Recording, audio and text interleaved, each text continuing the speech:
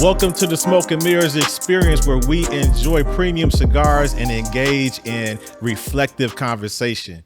My name is Jawan Hawkins. I'm going to play your host today, and we're going to introduce the panel in a second and get into the identity crisis of men. First and foremost, I just want you to know this. This is a safe space, brothers. We know that, right? Yes, we sir. good? We good with that? Absolutely, bro. Absolutely. And this is a space where we celebrate the opportunity to talk about what's important to us and prioritize our men's mental health, because this is a space where men can be men holistically. We cool with that, brothers?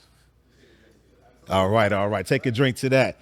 Man, to my left, my far left, my brother from another mother. I've known him since 1990 and something, we just gonna say. But he's been solid ever since. Let's give it up for my homeboy, Richie Harrison. Appreciate it. All right. All right. To my immediate left, my good Kappa man over here, husband, father. This man has worn so many hats over the years, including being one of my best guys, my right-hand guy. Let's give it up for my boy, Brian Walker. B-Walk. Yeah. Man, what can I say about this guy to my right here? Real men wear pink. Hey. Ain't he sharp? Hey. That's what I'm talking about. Beyond being sharp in his attire, he's sharp with the tongue. He's going to definitely bring some nuggets tonight, always dropping wisdom. Let's give it up for my guy, Randy Dudley. And last but not least, the behavioral therapist of the group. I know he works with youth, but he also works with us. Let's give it up for my guy, Will Fawcett. Hey, how y'all? So listen, brothers, we have a good representation of generations here. We got a millennial. We got a couple Gen Xers, and then we got my favorite boomer right here. And I just want to say this. As I mentioned in the preface, we have a lot of people throughout society that define what manhood is for us, right? And there's a lot of rhetoric about what a good man is, what a bad man is, what a real man is, what a fake man is, right? And so what I want to get into tonight, fellas, is our definition of manhood that we have adopted or we have accepted, and what elements either societally or sociologically or psychologically have caused us to adopt those narratives for ourselves as men. So we're gonna get into the psychology of this thing, right? So with that being said, I want to start with Richie. I want you to hearken back to your youth, Richie, even before you met me, because you're our voice of reason. I want you to talk about, just for a quick second, what elements of your childhood shaped how you see yourself as a man, and how do you apply those elements that you learned as a child to the way that you walk as now an adult, refined man? Man, you didn't. Did I drop too much on you? Yeah, man? you didn't I'm start sorry, with like man. a light question. It's like, I thought it was gonna give me like a little softball question, but he's like, I knew you can handle it, man. I'm starting off with these pitches, right? But I do think that it's a good question, especially at this time. You know, the type of things that we see that are happening in society, the types of discussions that we see emerging right now around how do we define manhood in a positive way, in a reflective way. I think that there's some long time issues in our community about related to manhood, things that we've been talking about for years. And so when I think about my life, I had to learn a lot in relation to defining that. And one of the things that I feel like very privileged about is I did have some tremendous male figures in my life. Learned a lot from them, not just by the things that were said to me directly, but also just by watching how they move, being observant, seeing the type of characters, the type of qualities they conveyed. And I'm grateful that I've been able to fold that into my own identity as a man. And, I'll just say as a father and husband, one of the things that's important to me is really conveying a sense that for me, masculinity and manhood is about carrying your values and your principles, right? It's about the ethics that you have. It's about your integrity. It's about, how you can both lead with strength, but also how you show that empathy. We have to be both, we have to have that hard side, especially like coming from where we come from, Detroit. We developed that. We know how to navigate and, tell someone, look, I ain't about the bullshit. But I also know how to be at home, with my family and be loving and be caring. And so I think that those two things are really important as how I express manhood. So you actually got a lot further ahead of us than I thought you would, Richie. But I knew you were going to handle that question. And I say you got ahead of us because you mentioned elements of manhood that aren't widely talked about in conversations, either on social media or in certain circles throughout society. When we hear manhood discussed in those spaces, we hear two words. We hear protector, we hear provider. And yes, are those elements of what a man is? Absolutely. But you mentioned so many other things that make up the DNA of a man. So Randy, I want you to talk about what are those other elements and why are they important to embrace above and beyond being a protector and provider? Well, for me, I mean, I'm close to 60 years old. So a lot of us at my age range, we look at things differently than y'all. So you guys are YNs, and I make YNs and make them YMs. So I like to make YMs out of YNs. You feel me? Okay. So growing up in my era, my father and them weren't in the house because of aid for dependent children, all the different social programs that kept us away from actually being a family. And I had to learn how to overcome that and be a better father for my son. So the first thing I had to realize is that if you don't succeed in the beginning, try again. So I was married for 20 years and then I got divorced. And then I got remarried because I'm a husband and not a boyfriend.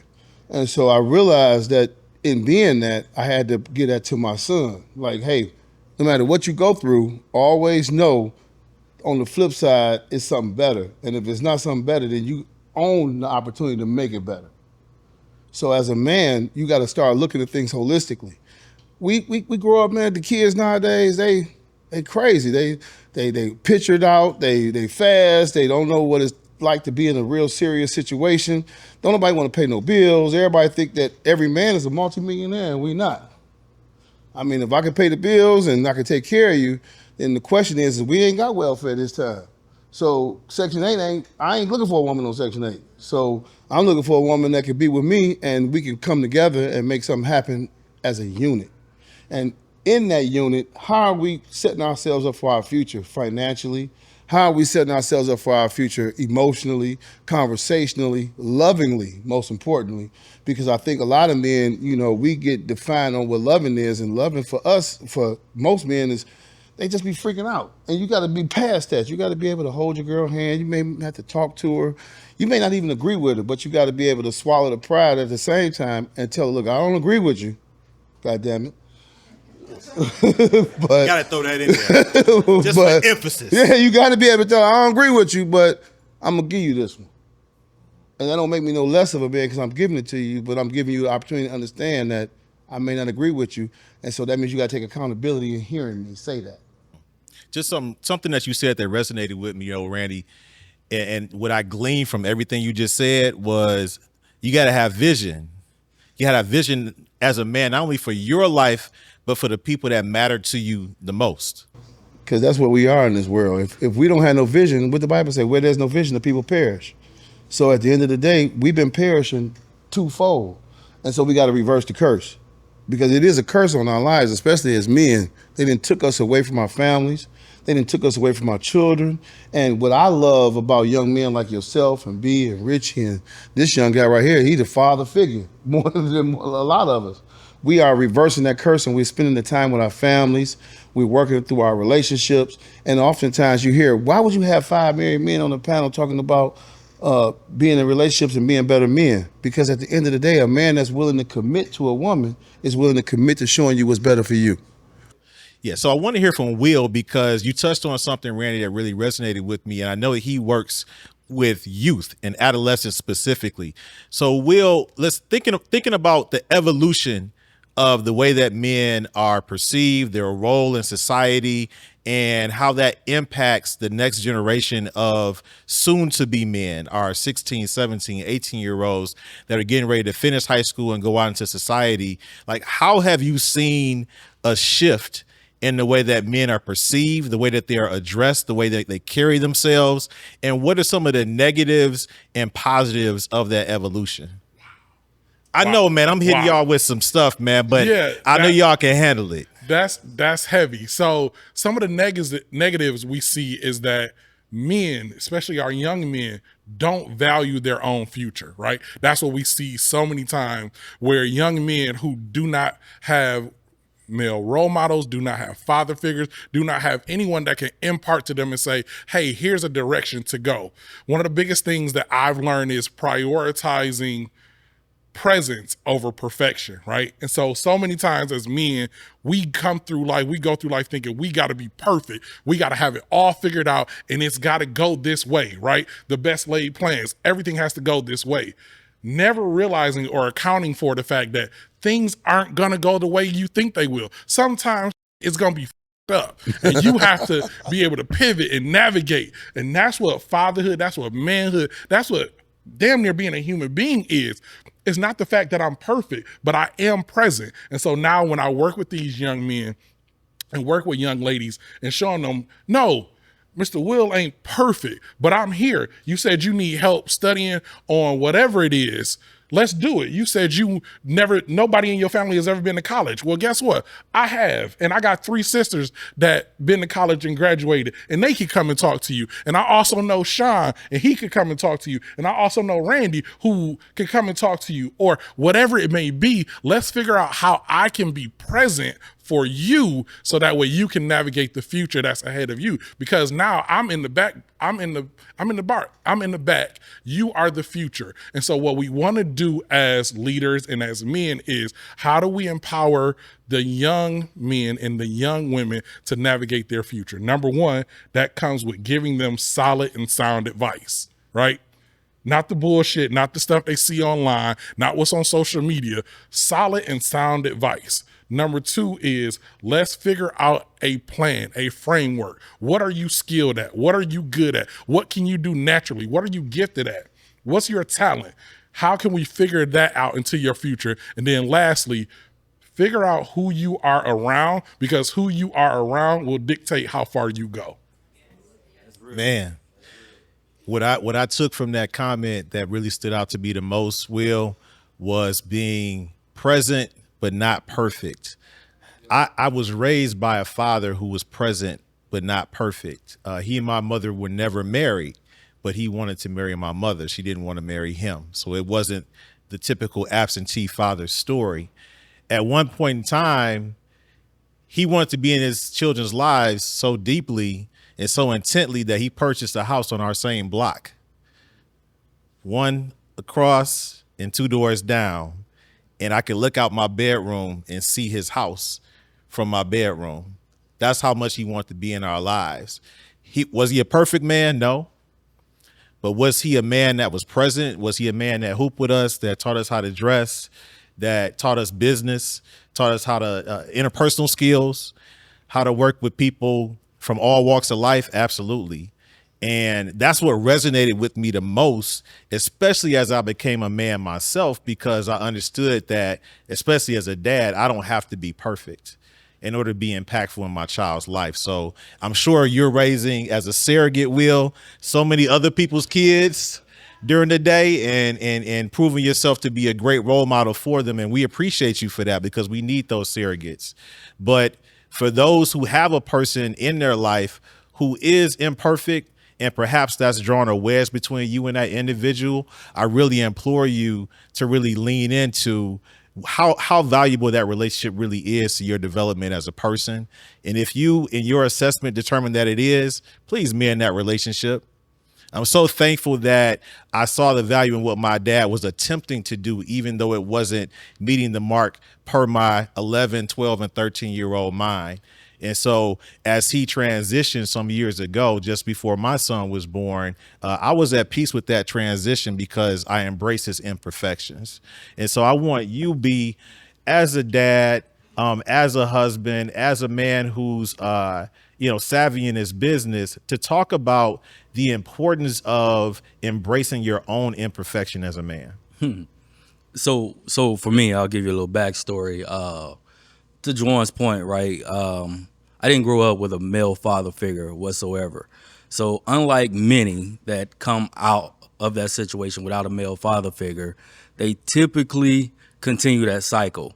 For me, I'm like, nah, you can't do this. So I have a 16-year-old beautiful young lady at Cass Tech, and I have a 6-year-old handsome young son, and he's in school Little in B. Berkeley. So those my dogs, right? Everybody know those my people. In regards to handling my imperfections and things of that nature, I just try my hardest not to show them.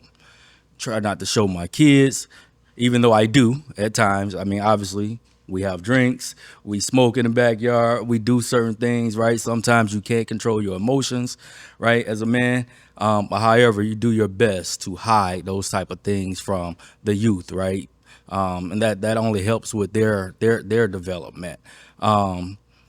As men, right, we tend to want to always show that we're tough, we're masculine. As the team said over here, that we're providers, we're protectors. But one thing we have to understand, especially in regards to the tough and masculine role, is that there are consequences to that, right? And those consequences to always being tough and showing masculinity is that you have emotional suppression. Yes. You don't at this point know how to share your emotions when you're sad, when you need help, right? It's things like that you have to be mindful of. Otherwise, as a man, you'll end up finding yourself off in a corner alone at times because you can't converse with others and you don't find faith in others to talk to, especially when you're married, right? You have to be able to open up and speak to your wife, have at least one male friend that you can open up and speak to so that you won't drive yourself crazy. Man, when you talked about emotions, it brought me to a place of suppression and unpacking that suppression, because as men, we tend to only lean into maybe 2 or 3 emotions. And I've been reading Jason Wilson's book, The Man the Moment Demands. And he talked about the box of crayons and how men operate out of a 8-pack box of emotions and women operate out of a 32-pack box of emotions, and that's what draws a wedge between our communication. And so it's easy for us to embrace being angry. It's easy for us to embrace lust. But how do we embrace compassion? How do we embrace fear? How do we embrace just saying, you know what, I love you to another man without it being some type of awkward encounter, right? And I think that's what we're talking about through Smoke and Mirrors, is unpacking that 32 box of crayons so that we can be more expansive in the way that we look at each other, but also look at our female counterparts. So anybody on the panel can really chime in on that, because I want us to really share with other brothers who might be watching how it is that you can embrace those other emotions that perhaps we don't tap into more regularly.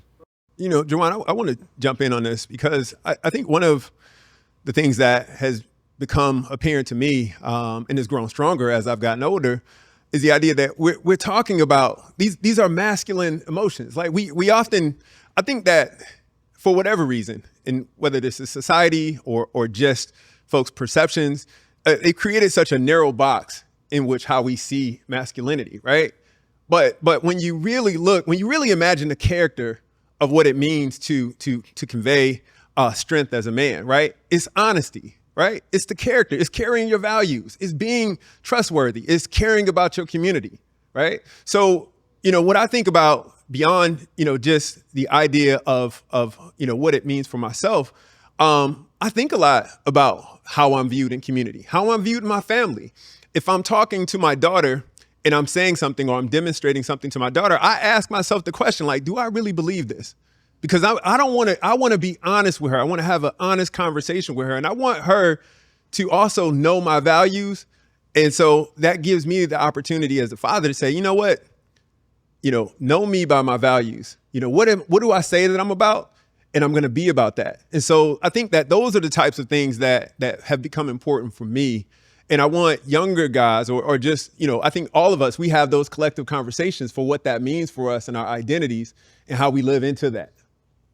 Man, Will, Yeah. I got a lob for you. Okay, I'm ready. Because when we talk offline, and I don't know if I really believe this wholeheartedly, but you have accepted a label that you place upon yourself as being an asshole.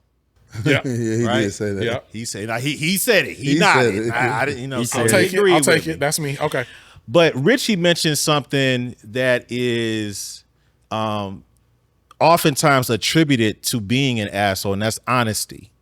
And we talked about us embracing labels as men as being protectors and providers. And oftentimes when we're in protection mode, part of that protection is not always being completely transparent with the people that matter to us the most, because we want to protect how they receive the message that we're trying to convey to them. So I would like to say that Will is just direct. So I want you to give the brothers and the ladies in the room some tools on how you can be direct but still protective of someone's feelings, because sometimes that's a difficult space to navigate, in particular when you're at odds with someone. How can I be honest with this person? How can I be direct with this person?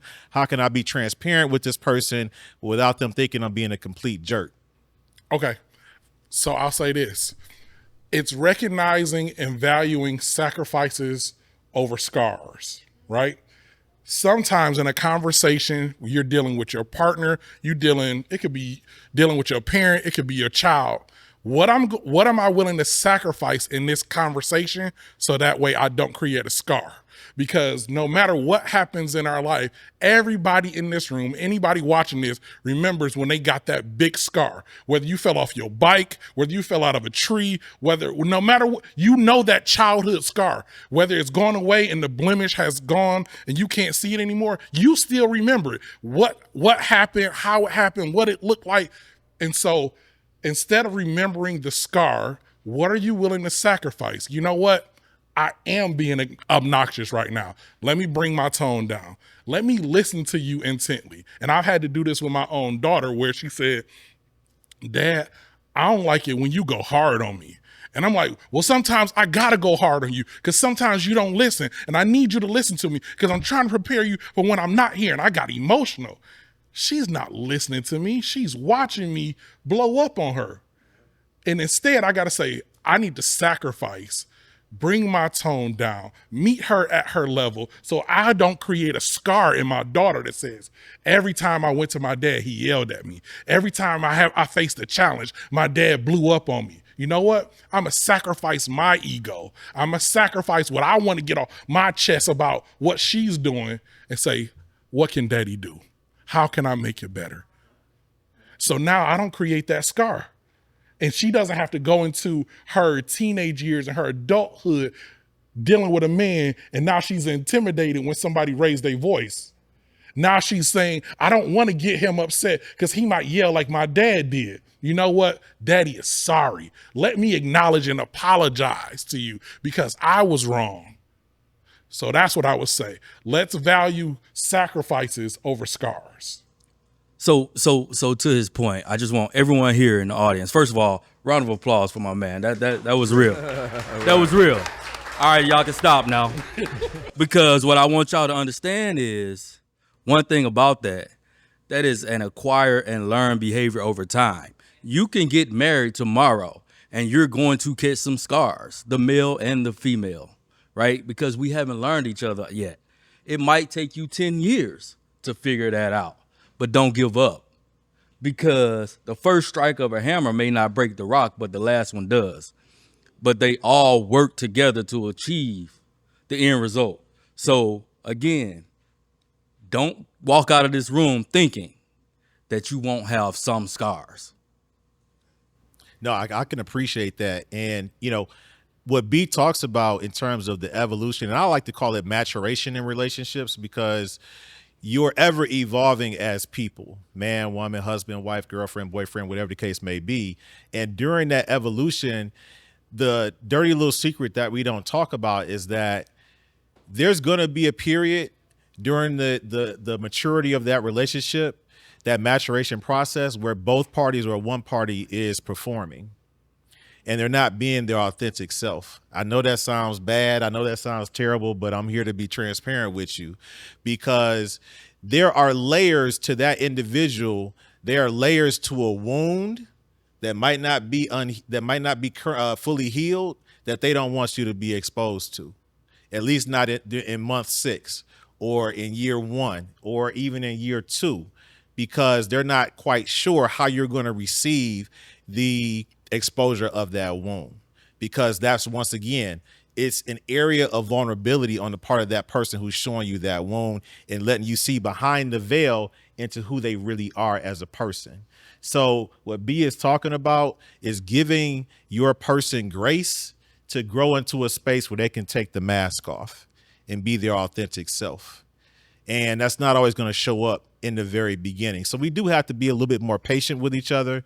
We have to show each other more grace, more compassion, and essentially let our egos fall to the wayside, especially if we believe that relationship is worth salvaging. So at this point, give it up for yourselves for being a great audience, first and foremost.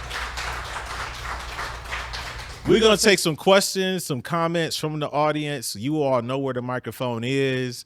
This is the portion of the episode where we want to hear from you. We want to understand what stood out for you during the episode, what resonated with you, and you can challenge us if you heard something that you felt like, hey, I don't agree with it, or I don't think that it really resonates with me, or it connects to my story. So this is your opportunity to step to the microphone and ask your question. Please state your name as you ask your question and who you would like to ask to answer the question. Okay, my name is Talisa, and the question is general. So, a couple of the panelists spoke about empowering men to feel comfortable with exploring their feelings and emotions. And I think spaces like this are definitely working to bring that to fruition. So what I was wondering, because there's this rhetoric that women do not know how to be accountable for things that they do. You don't and, say. and men are faster to say, I'm sorry. Being a woman of a certain age and having been involved with men, like I could be, my opinion is that sometimes that sorry comes to end a situation or to appease the person, but doesn't necessarily come with the work or the healing to solve the issue. So while, you gentlemen and others like you are on the journey to evolve as men and identifying feelings and emotions, what does accountability look like amongst your peer group to say, we're redefining or defining what it means to be a man and how to get along with women. So, when their actions aren't necessarily living up to those standards, like what does accountability look like? I just want to make sure I'm framing the question properly or absorbing it properly. So are you referring to our accountability as men or holding others accountable? So your accountability as men, like with your boys. So like if you are stepping up and evolving as a man, but your buddies aren't necessarily exhibiting those behaviors where they are developing and growing at the same rate or pace, like is there a conversation or a way to hold your friends accountable so that they are growing with you? Let me hit that. Go ahead, Will. So one of the things that I've learned is that we all have to run our own race, right? And so if I am this evolved, calculated man, I cannot expect for someone else to be in the same exact shoes that I am, because I've gone through my own hardships and learned my own lessons. And so what I can do is be an example. So if I'm constantly berating or chastising my homeboy, dog, you got to get this together. Dog, you slacking. Dog, that comes in a small, minute box. That is in brotherhood. Never will I tell my brother, that he is less than. Never will I tell him that he is not up to par. Will I inspire him? Absolutely. Will I motivate him? Absolutely. Will I encourage him? Absolutely. So it's not our responsibility to berate another man and tell him that he's less than. We have to do it in a certain way because we understand just how emotional and how simple men are, right? And so that's a part of that crayon reference that Jawan brought up, where you may say, this is a scenario where you need to use magenta because I feel, right? A woman is going to say, I feel that you're not listening to me. I feel that you should do it this way. And I'm going to say, you know what? I'm sorry, my bad. You're right. I probably should have. You're like, but you're just appeasing me. You're not really talking about it. I'm acknowledging the fact that I messed up. And now I need to figure out, this is the perfection part that men deal with. I need to figure out, how do I correct this? And that's not something you can do with me. That's something I have to do on my own. So going back to that grace mindset of, let me give him time to figure out what it is that he did wrong. Let me give him time to figure out, how does he manipulate this and fix it? And then in time, that man is going to come to you and say, hey, I understand exactly what you're saying now. I was wrong because I did it this way. I appreciate the fact that you told me to do it this way, but I couldn't see it yet. Because in my mind, as a man, we are thinking hammer first. Most men think, I am going to solve this problem with brute force. We are learning how to paint with a different brush. We are learning how to use different colors. We are taught to use force first. And so if I go through 30, 40 years using force, and we've been together for 2 years, and you expect me to handle you like a gently newborn baby, please get that misconception out your mind. It doesn't work that way. Yeah. But, but I will say this though, Will, we have to have the conversation. If I see that my homeboy is on bullshit, you're not taking care of your kid, you're being shiftless about trying to find employment, you're not working on yourself spiritually, you're disengaging, I'm not going to berate you because you're a human, but I'm going to challenge you because you're my brother. And I would hope that anybody that's within my circle can delineate between the two and discern between the two. But I would be remiss if I see my brother doing something that's not feeding him, that's not moving him forward, that's not healthy for him, and I sit idly by and just say, you know what, no disrespect, but I'm going to just set an example and let him watch my example. No, I'm gonna say, bro, you need to mend that relationship with your child. And it's your responsibility as a father to mend that relationship if you're not in that child's life. You need to go to the gym, because hypertension, high blood pressure is a real thing for black men, right? I'm going to say those things to you, and it may come off as, damn, man, Jawan was on my head, but I am. But Jawan, because that's my responsibility as your but brother. you're also doing that. That's what I'm saying. You're also doing that by example. So now when you say that to me, I can take that. Absolutely. You know what? Jawan is in the gym. Jawan is with his kids. Jawan is doing X, Y, and Z. So when you come and you hit me with that, I gotta take it because I see you doing it. That's what I'm illuminating to. Yeah, I think one of the biggest things is making sure that we're all on the same page, right? I mean, if this your dog, if this your homeboy, right, they need to know that you truly care about them, right? And as Will just said, right, to your reference, if you're actually doing it, then I am more prone to listening to your advice. However, again, we with these small circles that we've probably created that started out larger when we were younger and now have closed in, I just don't see that is an issue, right? When you cannot sit down and have a real life conversation with your boy, right? Now, from the opposite end looking in, from maybe from a female end, just because you see his friend doing something and growing, don't necessarily mean he's gonna do that at the same pace, right? So I just be mindful of that. Right, things are different. There's just differences amongst all of us sometimes all of us. Sometimes it clicks at different times, right? And then it takes your brother sometimes to push you to what I would call the click. So we got time for one more question. How y'all doing? Good, you? Good. I'm doing great. I really appreciate y'all for having this space. You know, I think this is really important. But Juwan, you mentioned earlier about a quote from Jason Wilson with, men being groomed most of our lives to only experience or exude only a few emotions. And I think that's really important that we do practice and use all of the emotions that are available to us, in a 64 crayon box, 36, whatever you want to call it. But my question is for some of you, what do you do on the daily, monthly, weekly, wherever they may be, to ensure that you have those emotions or that you're projecting that onto the world? Like, what do you do to, make sure you have those available to you, to be a whole man or person, if that. That's awesome. That's awesome. That's an awesome question. Let's give it up for that question. Yeah, give it up. And I'll jump out, with just my practice. And we share this. We're up here together and we're doing this panel, but we talk and we see each other's lives, and so we know, some of the ways that we're demonstrating it. But for me, I often tell folks about, one of the greatest tools that I've used in terms of getting my emotions down. Like, one, I say therapy, seeing a therapist and just talking to a therapist and having them sort of hold me accountable and point out, hey, this is how you're showing up. If this is not what you want to do, this is your behaviors and this is what this is contributing to. So, just going to therapy, but also like that encouraging me to take up a daily practice of journaling.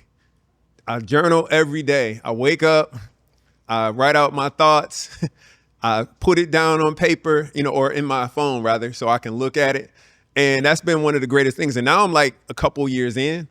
I like being like, when I go through something stressful, I'll be like, oh, what was I doing back in 2022, on this date? And then I go back and like, oh, I can't even remember what problem I might have been dealing with. But somehow, like getting it down gives me the tools to be able to, like explore my emotions and also be honest with myself. And so I would say those two things of therapy, counseling, and then just talking to guys and hearing how other guys might be dealing with similar problems. So that's been important to me. What I tend to do is I had to learn how to listen. As an older man, if you notice, I let all of the young guys talk because they got a lot to say, but I got a lot to hear. So I got 2 ears and 1 mouth, so I try to listen twice as much as I speak. Generally, when we talk with the men, is when I get off because it's uncut. So when we're in this space, unfortunately, ladies, we have to hold back some. And so when I'm with the guys, and the guys who are here know how I get down when I talk to the fellas, I hold them accountable. I don't play with them. I've been through a lot. I've been blessed. My father was a heroin addict. I've been to prison. I've been to the Army. I got a bachelor's and a master's degree. I'm a leader at my job. And so I've been through quite a bit. And so a lot of times young men kind of think they know it. And so I like to hear them say what they know first, and then I like to tell them what they're going to go through.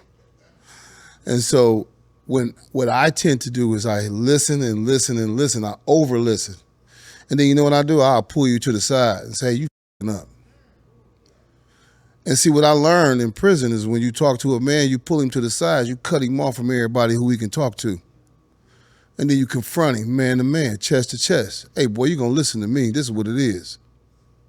And so we got to get to the point as men that we understand what our elders bring to the table. We understand what our youth bring to the table. But we got to understand what we're listening to while we're sitting at the table. And so I believe you have to hear, and overhear. And as I hear what you're saying and I listen to what you're saying, then I'm going to discern what to tell you. That's a scripture in the Bible. And these guys know I'm always referring to the scriptures.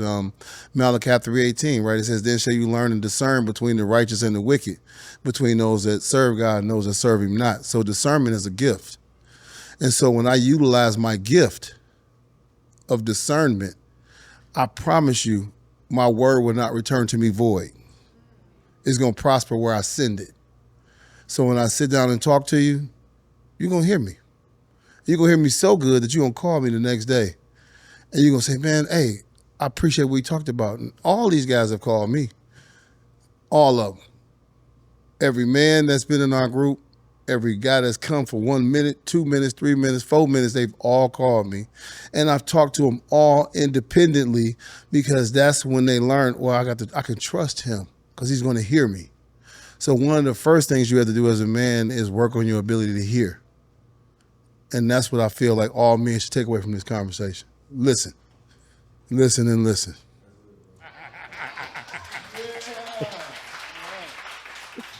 And I can't think of a better way to end this episode of Smoke and Mirrors Experience. We thank you for tuning in. Make sure you like and subscribe. We'll see you next time.